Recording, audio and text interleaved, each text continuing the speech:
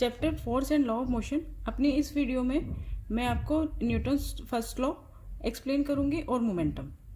तो Newton's law of motion, Newton has given 3 laws to describe the motion of body. Newton's के 3 laws हैं जो bodies के motion को डिस्क्राइब करते हैं। बॉडीज़ में मोशन कैसा है इसको डिस्क्राइब करते हैं। तो पहले देखते हैं हम फर्स्ट लॉ ऑफ मोशन, जिसे हम कहते हैं Newton's first law of motion.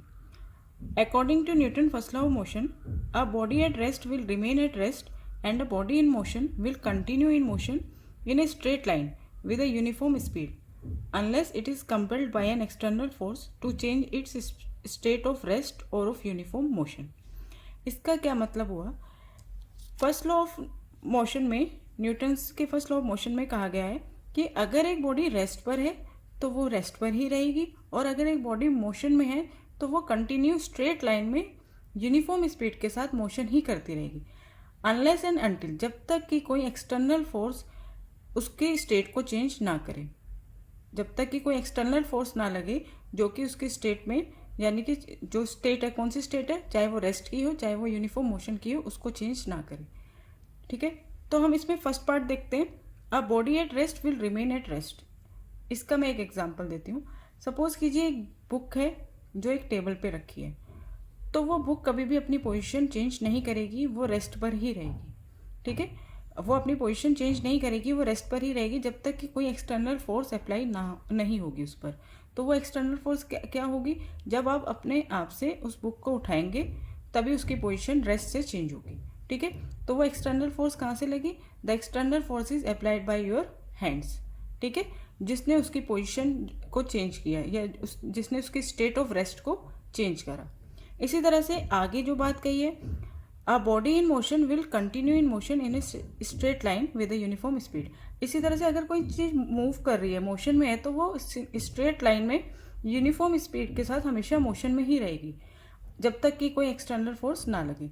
इसका आप एग्जाम्पल देख सकते हैं। सपोज एक आप बाईसाइकिल चला रहे हैं, एक बाईसाइकिल राइड कर रहे हैं। अगर आप पैडल करना बंद कर दो तो थोड़ी देर बाद वो साइकिल जो होती है वो स्टॉप हो जाती है। तो वो साइकिल स्टॉप क्यों होती है? क्योंकि उस पर 2 फोर्स का एक्ट कर रही हैं। 2 फोर्स कौन कौन सी हैं? एयर रेजिस्टेंस और दूसरी है फ्रिक्शन। तो न्यूटन्स ने कहा है अगर इन 2 फोर्स को एटमॉस्फेयर से हटा दिया जाए, हम ये सपोज करें कि ये दोनों फोर्स नहीं है, तो एक जो बाईसाइकिल है वो हमेशा कंटिन्यू मोशन ही करती रहेगी, सीधी लाइन में कंटिन्यू मोशन में ही रहेगी। चाहे आप पैडल करना बंद भी कर दें तब भी उसका जो मोशन है वो चेंज नहीं होगा। ठीक है, उसकी जो स्टेट है उसमें कोई चेंज नहीं आएगा। ठीक है, अगर एयर रेजिस्टेंस और फ्रिक्शन एटमॉस्फेयर में ना हो तो। क्लियर? दोबारा से बता देती हूँ।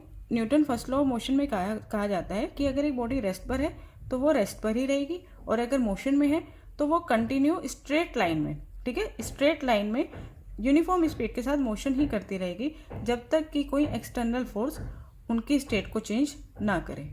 ठीक है, इसके बाद आती है इनर्शिया। इनर्शिया क्या है? इनर्शिया एक बॉडी की वो प्रॉपर्टी है या टेंडेंसी है जो उसको रेस्ट पे रखती है, और अगर वो मोशन में है तो वो कंटिन्यू मोशन में रखती है स्ट्रेट लाइन में। इस प्रॉपर्टी को हम इनर्शिया कहते हैं। या इनर्शिया वो प्रॉपर्टी है या टेंडेंसी है जो एक बॉडी अपनी अपोज करती है अपने अंदर किसी भी चीज़ के चेंज का।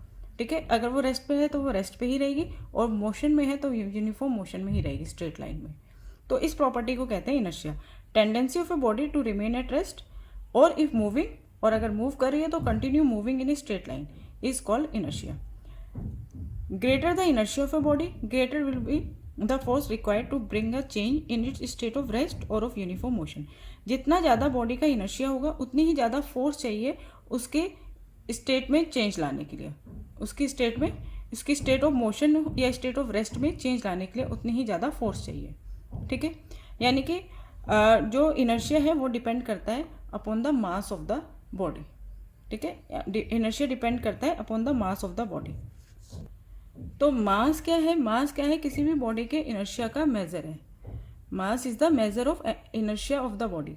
अगर बॉडी का मास ज़्यादा है, if a body has more mass it has more inertia, तो उसका इनर्शिया भी ज़्यादा होगा और उसकी स्टेट में चेंज लाने के लिए फोर्स भी उतनी ही ज़्यादा चाहिए होगी। तो हैवियर ऑब्जेक्ट जो होते हैं उनका इनर्शिया ज़्यादा होता है लाइटर ऑब्जेक्ट्स के कंपेयर में। दस inertia of a body depend on its mass. तो इस तरह से हम कह सकते हैं जो इनर्शिया है वो डिपेंड करता है मास पे। एक बॉल है जिसका वेट है, जिसका मास है 1 kg, और एक बॉल है जिसका मास है 20 kg।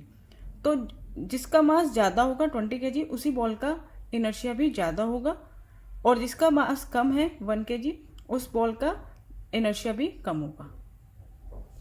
Second law of motion को स्टार्ट करने से पहले हमें देखना है मोमेंटम। ठीक है, Newton second law of motion को स्टार्ट करने से पहले हम मोमेंटम पढ़ेंगे।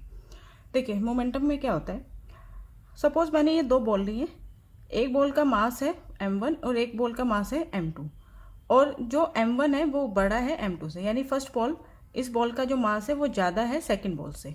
ठीक है, और हमने इन दोनों बॉल्स को सेम वेलोसिटी से थ्रो किया, इन दोनों बॉल्स को सेम वेलोसिटी से थ्रो किया। तो कौन सी बॉल को रोकने के लिए ज़्यादा फोर्स लगानी होगी? उस बॉल को रोकने के लिए वेलोसिटी दोनों की सेम है, यानी इसकी भी v है और इसकी भी v है।